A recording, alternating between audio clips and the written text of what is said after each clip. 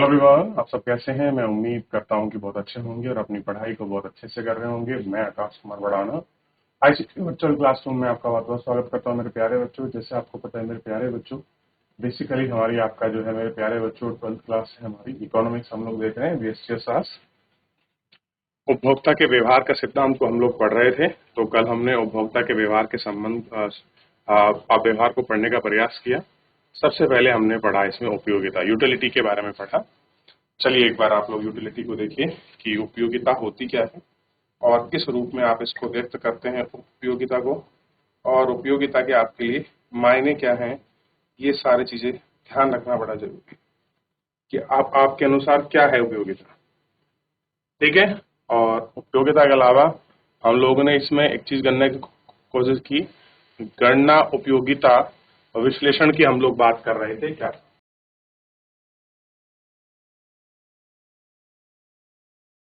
आगे बढ़ जाए।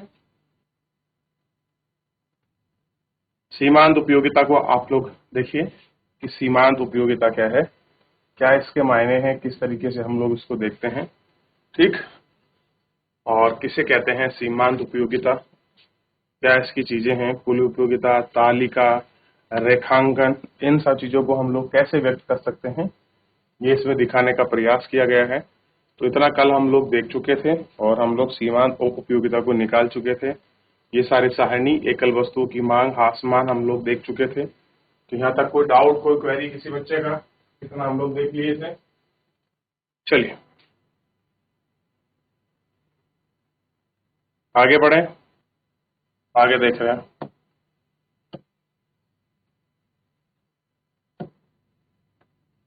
किरणवाचक उपयोगिता।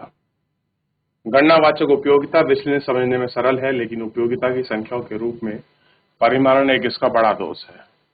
वास्तविक जीवन में हम उपयोगिता को संख्या के रूप में व्यक्त नहीं कर सकते। उपयोगिता को हम संख्या के रूप में आपका व्यक्त जो है नहीं कर सकते। अब आपको कितनी उपयोगिता है, इसे हम संख्या के रूप में कैसे व्यक्त करें। जैसे अधिक से अधिक हम कम से या अधिक उपयोगिता के आधार पर दे सकते हैं। हम इसे अधिक से अधिक कह सकते हैं, या कम या अधिक के रूप में ही हम क्रम दे सकते हैं। दूसरे शब्दों में, उपभोक्ता उपयोगिता को संख्या में नहीं मापता, यदि विभिन्न उपभोक्ता बंडलों का क्रम देता है। बंडल यानी कि एक बंडल क्या होता है, वस्तुओं का सेट। जैसे 2 केले 1 आम, या हो सकता है 1 आम 2 केले। तो क्रमवाच्य उपयोगिता विश्लेषण प्रासंगिक है। बंडलों के सेट की एक उपयोगिता के अभिमान के चित्र को प्रदर्शित किया जा सकता है। पहले हम देख चुके हैं कि एक उपभोक्ता को उपलब्ध मंडलों को एक द्वितीय चित्र द्वारा दिखाया जा सकता है। एक हम चित्र बनाते हैं और उस चित्र के द्वारा हम लोग इसमें देख सकते हैं क्या स्थिति है। बिंदुओं को जो उपभोक्ताओं का समान उपयोग है, उन बंडलों का प्रतिनिधित्व करते हैं और उनको देखते हैं। चित्र है 2.3 को दिखाया गया है। वक्र को प्राप्त करने के लिए सामान्यता जोड़ा जा सकता है। एक अधिमान वक्र सभी बिंदु जैसे ABCD का उपभोक्ता में समान स्तर पर संतोष करते हैं। यह स्पष्ट है कि जब उपभोक्ता को एक और केला प्राप्त होता है तो आम के कुछ भाग को त्यागना पड़ता है। अब कैसे हैं कि अगर आम लेंगे तो केले के कुछ भाग को त्यागना पड़ता है। जैसे मान लीजिए आपने 2 केले 1 आम लिया, तो आपने क्या किया, दूसरा सेट क्या था, 1 आम 2 केले। तो यहाँ क्या किया आपने, केले के लिए आम को त्यागा। यहाँ आपने 1 केला लिया, 2 आम को लिया, तो यहाँ आपने केलों को त्यागा। तो एक तो आपको त्यागना पड़ेगा, तो कुछ आमों का त्याग करना पड़ता है उसकी, ताकि उसकी उपयोगिता वही रहे जो उसे अनादिमान वक्र पर जो उसको चाहिए मैक्सिमम सेटिस्फेक्शन के लेवल पर, और अतिरिक्त केला प्राप्त करने के लिए कुल उपयोगिता का स्तर समान रहते हुए। आमों का वह मात्रा जिसे उपभोक्ता को त्याग करना पड़ता है सीमांत प्रतिस्थापन दर कहते हैं। दूसरे शब्दों में RMS सरल रूप से दर है जिसमें उपभोक्ता आम के स्थान पर केले को प्रतिस्थापित कर सकता है। अब क्या होगा, उपभोक्ता मैक्सिमम रेट पे क्या होगा कि वो आम की जगह केले खरीद ले, केले की जगह आम खरीद ले, ये वो चेंज कर सकता है। क्लियर है, ताकि उपयोगिता समान रहे और अंत में MRS ये सारी चीजें आपकी बनी रहे। क्लियर है? ये हमको देखना। तो delta Y upon delta X if you change, इन सब के बराबर हम लोग देखते हैं। क्लियर है? चलिए एक बार देख लीजिए। मान लीजिए क्या है क्रमवाच्य उपयोगिता, कैसे आप इसको देखते हैं, क्या इसका विश्लेषण है क्रमवाच्य उपयोगिता का?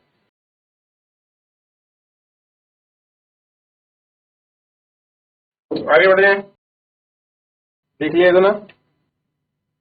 चलिए आगे बढ़ जाते हैं, संयोग को देखते हैं। संयोग ए बी सी और डी।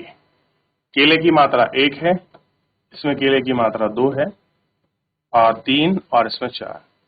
आमों की संख्या कितनी है? इसमें 15, बी में कितनी है? 12, इसमें 10, इसमें 9। अब हमको MRS ज्ञात करना है। MRS ज्ञात करना है। अब मुझे बताइए, 15 में से 15 घटाएं कुछ नहीं मिलेगा, आंसर आएगा 0। अब देखिए 12 में से 15 में से 12 घटाओगे कितना बचा? ये जोड़ के डिवाइड 2 होगा। सोच के देखिए, जल्दी बताइए क्या बनेगा। अगर आप इसको देखोगे तो क्या बने, कैसे बनेगा?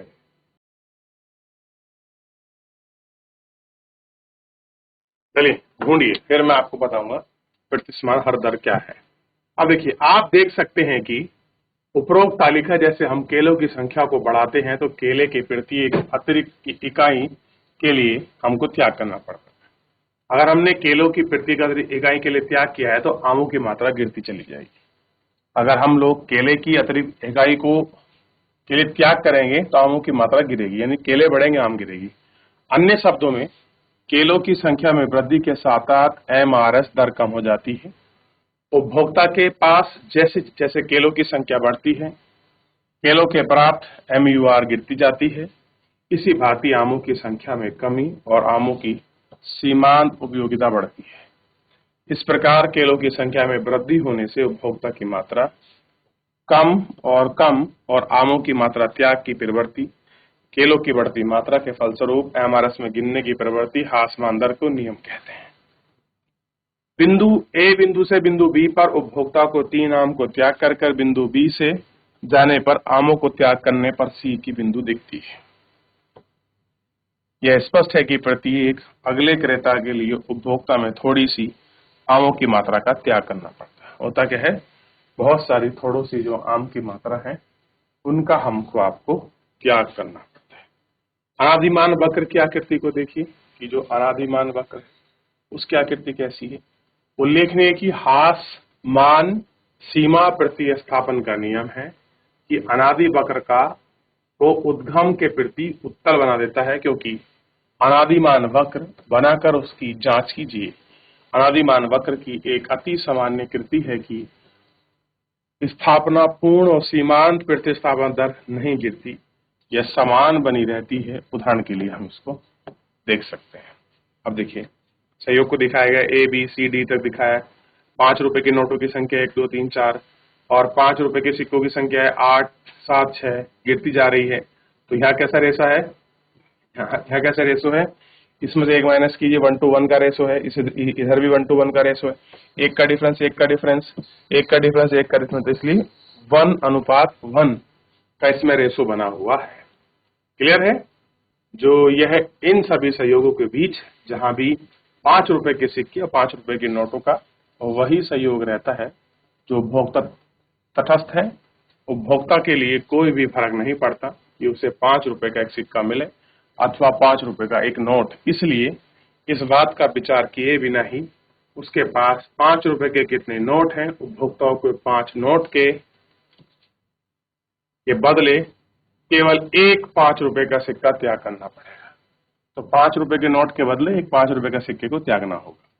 इसलिए उपभोक्ता के लिए दोनों वस्तुएं पूर्ण प्रतिस्थापन संपन्न है और इनको प्रदर्शित करने वाला अनादिमान वक्र एक सीधी रेखा में है। 2.4 में यह दिखाया जा सकता है कि उपभोक्ता उतने ही 5 रुपए के सिक्के का त्याग करेगा जब प्रत्येक बार उस वस्तु के अतिरिक्त 5 रुपए के नोट होता है। पूर्ण प्रतिस्थापना वस्तु का अधिमान वक्र को प्रतिस्थापित करेगा और दोनों वस्तु का अधिमान वक्र एक सीधी रेखा में होता है। क्लियर है? तो देखिए बिल्कुल सीधी रेखा में दिखाया गया है।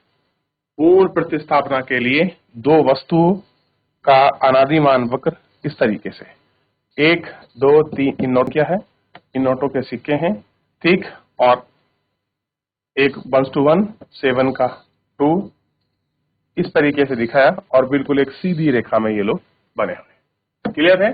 इसी को उन्होंने दिखाने का, बताने का प्रयास किया है। क्लियर है? देख लीजिए कैसा वक्र बना हुआ है, क्या स्थिति है, इन सबको हम लोग अच्छे से देख सकते हैं ताकि हम लोग इसको पढ़ सके, समझ सके।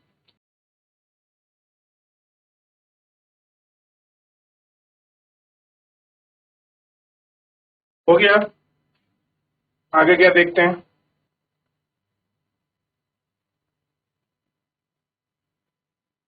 पांच, देखिए उपभोक्ता को उतने ही 5 रुपए के सिक्कों का त्याग करना पड़ेगा जब प्रत्येक बार उसके पास अतिरिक्त 5 रुपए के नोट होते हैं। पूर्ण प्रतिस्थापन वस्तुओं का अधिमान वक्र दो पूर्ण प्रतिस्थापन वस्तुओं को प्रदर्शित करता है और वस्तुओं का अपना अनादिमान एक सीधी रेखा है। तो अनादिमान है वो कैसा है, एक अपना सीधी रेखा, एक दिष्ट अनादिमान वक्र। उपभोक्ता अधिमान के विषय पर यह मान लिया जाता है कि अगर दो bundle x1 x2 y1 y2 और x1 x2 मंडल को कम से कम एक वस्तुओं की ओर वह तुलना करे तो कम मात्रा में होता है, उपभोक्ता की वजह में अधिमान देता है और इस प्रकार अंतर्दिष्ट आपका कहा जाता है। उपभोक्ता कहीं दो मंडल या उस मंडल को अधिमान वक्र कहते हैं जिन्हें दो वस्तुओं में कम से कम एक वस्तु से अधिक मात्रा हो या दूसरे की तुलना में वस्तु की मात्रा कम ना हो। ठीक, इन सबको हम देखते हैं। अनादिमान मानचित्र, अनादिमान वक्रों का एक परिवार तीर दिखाता है और उच्च मंडल और इन सबको आपको दिखाने का प्रयास। अनादिमान मानचित्र सभी मंडलों पर उपभोक्ताओं के अनादिमान वक्र को वक्र समूह द्वारा दर्शाया जाता है, जैसा कि चित्र 2.5 में दर्शाया गया है। उपभोक्ता का अनादिमान चित्र कहते हैं अनादिमान वक्र की स्थिति है सभी बिंदुओं और मंडलों का प्रतिनिधित्व करते हैं जिन्हें उपभोक्ता तटस्थ मानता है। एक दिष्ट है, अभिप्राय है कि किन्हीं दो अनादिमान वक्रों के बीच वाले ऊपर मंडल को मंडलों के नीचे वाले वक्र की स्थिति को मंडल की अपेक्षा में अधिकता मान दी जाती है। उनको क्या दी जाती है? अधिकता मान दी जाती है। इन सबको हम लोग क्लियर है? चलिए आगे बढ़े।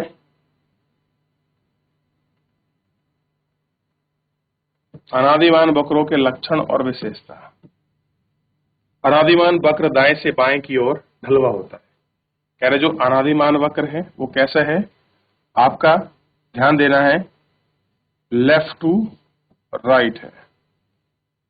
एक अनादिमान वक्र दाएं से बाएं नीचे की ओर ढलवा है जिसका अर्थ होता है कि अधिक x से वस्तु प्राप्त करने के लिए उपभोक्ता को y वस्तु की कुछ मात्रा को त्याग करना पड़ता है। यदि उपभोक्ता y वस्तु की कुछ मात्रा को x वस्तु की मात्रा में वृद्धि या त्याग नहीं करते तो उसका अर्थ होगा कि उपभोक्ता y को उसके x की मात्रा को बदले ये सारी चीजें क्या होती हैं? प्राप्त होती हैं। तो वह एक अनादिमान वक्र पर चलता है। अतः जब तक उपभोक्ता उसकी अनादिमान वक्र पर स्थिति है तो केवल वृद्धि को ही आमों की मात्रा में कण करके ही क्षतिपूर्ति की जानी चाहिए। उच्च अनादिमान वक्र उपयोगिता के उच्च स्तरों को प्रदान करता है। कैसा है? उन सारी स्थिति को आपका प्रदान करता है कि वो स्थिति कहाँ है। क्लियर है? तो अनादिमान वक्र के चित्र को आप देखिए, एक दिष्ट मान कैसे आपका दाएं से बाएं की तरफ चलता है। तो क्वेश्चन बहुत बार पूछा जाता है कि अनादिमान वक्र का ढाल किस दिशा में होता है, तो क्लियर होना चाहिए कि आपका बाएं से दाएं की तरफ आपका होता है। क्लियर है?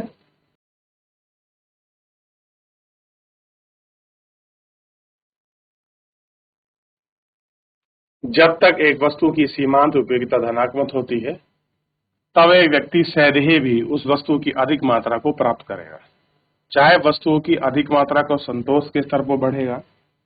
केले और आम की 3 विभिन्न संयोग ए बी सी को दिखाएगा। तब तालिका 2.4 में दिखाया गया 2 चित्र को दर्शाया गया। उपयोगिता की विभिन्न स्तरों को प्रतिनिधित्व वस्तुओं के विभिन्न संयोग के रूप में दिखाते हैं। संयोग ए बी सी इन सबको दिखा रहा है। संयोग ए बी सी आम को समान मात्रा है परंतु केले की मात्रा विभिन्न है।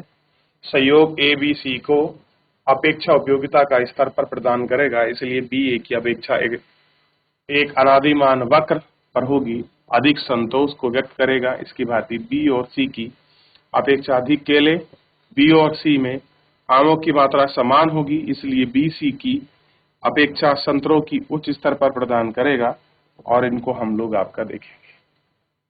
क्लियर है? अधिक आम, अधिक केले, दोनों की अधिकता मान वाले संयोग पर अनादिमान वक्र पर होंगे। उन संयोगों का प्रतिनिधित्व एक संतोष स्तर उच्च को प्रदान करेगा। क्लियर है? थोड़ा आपको लैंग्वेज लग रहा होगा, लेकिन मैं आपको अभी समझा रहा हूँ, पढ़ा रहा हूँ, फिर मैं आपको समझाऊंगा कैसे उपयोगिता बढ़ी जब आपको नोट रूप में लिखूंगा। पहले एक चैप्टर कर भी सकता हूँ, पढ़ लेंगे थोड़ा सा ना, फिर आगे बढ़ेंगे इस पर। चलिए आज के लिए इतना ही, मिलेंगे नेक्स्ट लेक्चर में।